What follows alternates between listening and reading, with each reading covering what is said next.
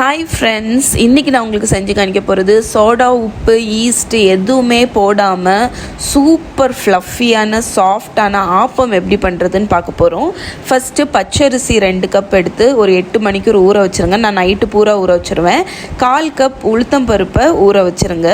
அதுக்கப்புறமாட்டு ஒரு பிளெண்டர் ஜாரில் ஊற வச்ச பச்சரிசி, உளுத்தம் பருப்பு, 2 கைப்பிடி சாதம், குக் பண்ண சாதம், அதுக்கப்புறம் தண்ணி ஊற்றி இதை நல்ல ஒரு பேட்டர் மாதிரி அரைக்க போகிறோம். நான் என்னோடய அகாரோட பிளெண்டர் தான் யூஸ் பண்ணுறேன். நல்ல ஸ்மூத்தான ஒரு பேட்டர் மாதிரி அரைச்சிடுங்க. இது ஒரு 2 நிமிஷம் 3 நிமிஷத்தில் சூப்பராக அரைஞ்சிடும். அதுக்கப்புறமா இந்த கன்சிஸ்டன்சி வந்தோடனே இதை எடுத்து நம்ம ஒரு பெரிய பவுலில் மாற்ற போகிறோம். இந்த பவுலில் தான் நம்ம ஃபெர்மெண்ட் பண்ண போகிறோம். அதனால் ஒரு பெரிய சைஸ் பவுல் எடுத்துக்கோங்க. ஸோ பேட்டரை ஃபுல்லாக ஊற்றிட்டு இப்போ என்ன பண்ண போகிறோன்னா, அந்த மிக்ஸி ஜாரில் பார்த்திங்கன்னா கொஞ்சம் மாவு இருக்குது, பேட்டர் இருக்குது. அதில் 1 கப் தண்ணி ஊற்றி நல்லா இப்படி சுற்றிக்கோங்க. சுற்றும் போது அது பேட்டர் எல்லாத்தையுமே எடுத்துரும். இந்த தண்ணியை நீங்கள் ஒரு சாஸ்பேனில் ஊற்றிக்கோங்க. இதை நம்ம குக் பண்ண போகிறோம். இதை நாங்கள் கப்பி காய்ச்சிறதுன்னு சொல்லுவோம்.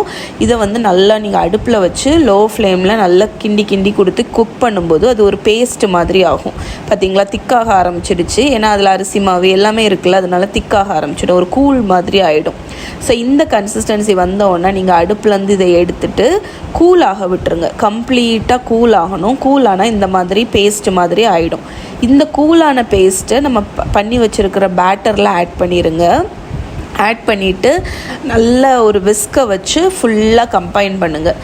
ஒரு நிமிஷம் நல்லா அடித்து கலக்குங்க. அந்த கூழ் உங்களுக்கு அந்த பேட்டரில் கம்பைன் ஆகணும். நான் ஒரு ஸ்பேச்சுலாக வச்சு சைட்லலாம் ஸ்க்ரேப் பண்ணி விட்டுருவேன். ஏன்னா இது ஃபெர்மெண்ட் ஆகும்போது சைடில் மாவு இருந்துச்சுன்னா அது ஒரு மாதிரி காஞ்சு போயிடும். அதனால் பண்ணிவிட்டு மூடி போட்டு 1 டே பூரா விட்டுருங்க. நான் நைட்டு அரைச்சேன், அடுத்த நாள் நைட்டு இதை நான் சுடுவேன். ஸோ ஒரு நாள் பூரா ஃபெர்மெண்ட் ஆனோடனே எப்படி இருக்குன்னு பாருங்கள். நீங்கள் இந்த ஆப்பத்துக்கு சோடா, உப்பு எதுவுமே தேவையில்லை, ஈஸ்ட் எதுவுமே தேவையில்லை. அவ்வளோ தூரம் உங்களுக்கு நல்ல பொங்கி பபுள்ஸாக அவ்வளோ லைட்டாட்டு வரும். இந்த கன்சிஸ்டன்சிக்கு வந்துடும். ஒரு நாள் பூரா நீங்கள் ஃபெர்மெண்டாக விட்டீங்கன்னா. ஸோ 24 hours ஃபெர்மெண்டாக விட்டுருங்க. இப்போ இதை தேவையான அளவு, இதை சுடும் முன்னாடி தேவையான அளவு ஒரு தனியாக ஒரு பாத்திரத்தில் எடுத்துகிட்டு அதில் கொஞ்சம் சுகரு, கொஞ்சம் சால்ட்டு. ஸோ சுகர் எதுக்குன்னா கொஞ்சம் டேஸ்ட் என்ஹான்ஸ் பண்ணுறதுக்கு. அதை நல்லா பீட் பண்ணி சுகர் ஃபுல்லாக கரைஞ்சோன்னா நம்ம ஆப்பம் சுட்டுறலாம். நான் என்னோடய குட்டி ஆப்பச்சட்டி தான் யூஸ் பண்ணுறேன். இந்த ஆப்பச்சட்டியோட லிங்க் கீழே கொடுக்குறேன், செக் பண்ணிக்கோங்க. இதில் 2 லேடில் பேட்டர் ஊற்றிக்கோங்க. சின்ன லேடில் தான். அதுக்கப்புறம் அதை இப்படி சுற்றுக்கட்டாட்டு சுற்றி விட்டீங்க அப்படின்னா நல்லா சைட்லெல்லாம் கோட் ஆகிடும். அதுக்கப்புறமா கொஞ்சமாக ஒரு 1/2 டீஸ்பூன் ஆயிலை சைடில் விட்டுக்கோங்க. மூடி போட்டு மூடி கம்ப்ளீட்டாக குக் ஆகிற வரைக்கும் விட்டுடலாம். நீங்கள் கொஞ்சம் வெள்ளையாக இருக்கும்போதே எடுத்திங்கன்னா ஆப்பம் பஞ்சு மாதிரி சாஃப்டாக இருக்கும். சப்போஸ் சில பேத்துக்கு கொஞ்சம் கிறிஸ்பியான ஆப்பம் பிடிக்கும். அப்போ நீங்கள் கூட கொஞ்சம் நேரம் குக்காக விடலாம். ஸோ ஃபஸ்ட் ஒன் ஓரளவுக்கு உள்ள சாஃப்டான ஆப்பம். இப்போ இதை நல்லா முருகலாக வச்சு காணிக்கிறேன் பாருங்கள்.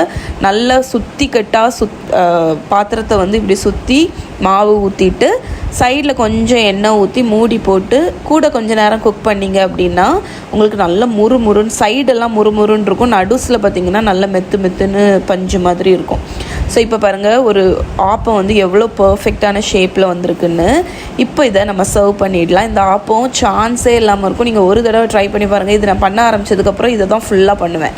அவ்வளோ தூரம் எனக்கு ஃபேவரட் ஆப்பம் ரெசிபி இது. நீங்கள் சட்னி கூட, குருமா, சிக்கன் கறி, மட்டன் கறி எதுக்கு வேணாலும் ரொம்ப நல்லாயிருக்கும். செம்ம டேஸ்ட்டாக இருக்கும். இதோட ஃபுல் ரிட்டன் ரெசிபி கீழே டிஸ்கிரிப்ஷனில் ஒரு லிங்க் கொடுக்குறேன், மறக்காமல் செக் பண்ணுங்கள். இதை ட்ரை பண்ணிங்கன்னா எப்படி இருக்குன்னு சொல்லுங்கள்.